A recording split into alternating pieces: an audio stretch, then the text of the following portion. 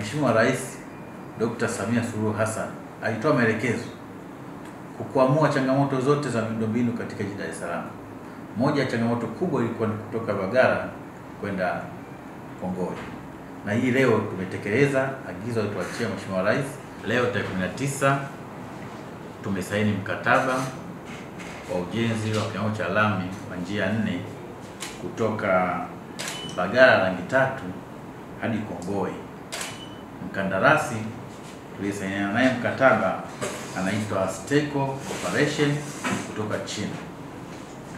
Mkataba huu utaanza ujenzi wa njia 4, 2 kwenda 2 kurudi, ambazo ni kilomita 3.8 kwa gharama ya shilingi bilioni 54. Mkandarasi tunategemea ataanza kazi mara moja baada ya kusaini mkataba siku hii ya leo.